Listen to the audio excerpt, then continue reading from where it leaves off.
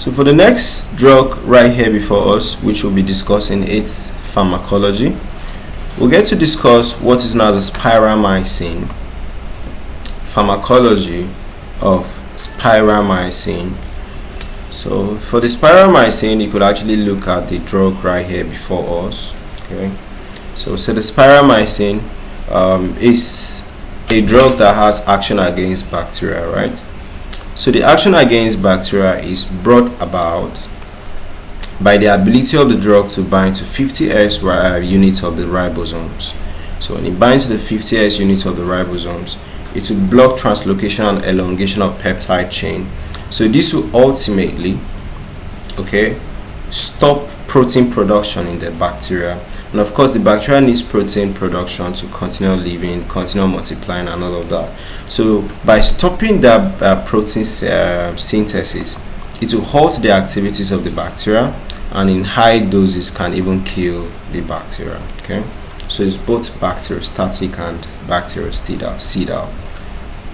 So it's usually administered orally or through the veins. Absorption from the gastrointestinal tract is incomplete. Okay, so that's why you can use it through the veins in a way.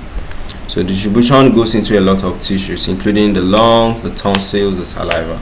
Okay, so you can get to see that for the tissues that the drug goes in more, you can now use the drug to treat infections in those tissues. So protein binding is about 10 to 20%. Metabolism is in the liver. Excretion is via bile and feces. Half-life is approximately 5 to 8 hours. Okay, so Spiramycin.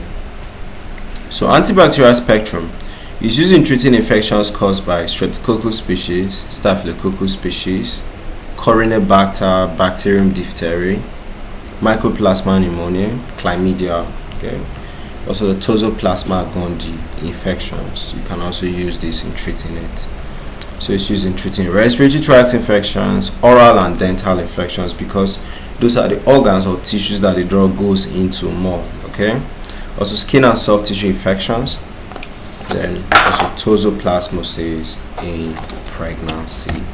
Okay, so that's ultimately what we have for this one.